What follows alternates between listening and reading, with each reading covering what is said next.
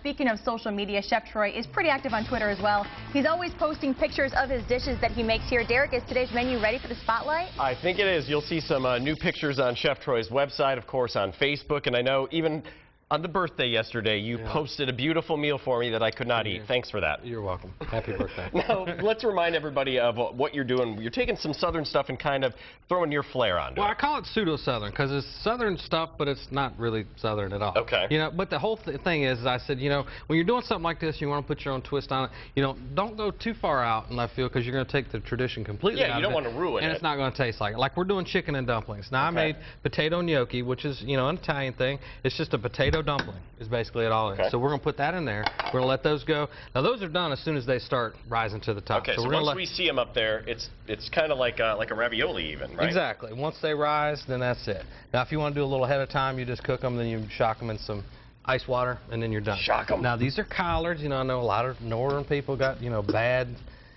taste in their mouth from collards.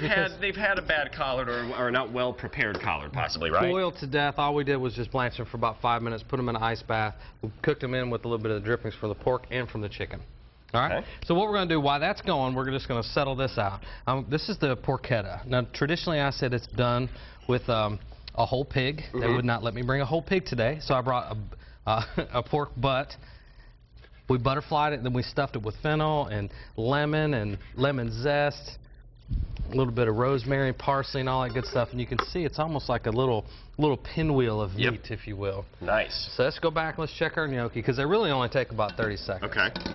So wow, that's very quick. Okay, yeah. So now that they're floating, we're just going to go ahead and take them out. Okay, we've got about 1 minute. All right. We're going to put these right in here, just like this. All right. Then I'm going to take my ladle. Now, what was all in the bath? That was in the bath. Well, that's what I like to call it. It looks like it's a little bath for your gnocchi. Carrots, celery, garlic. We added a little bit of flour just so there's some body to it.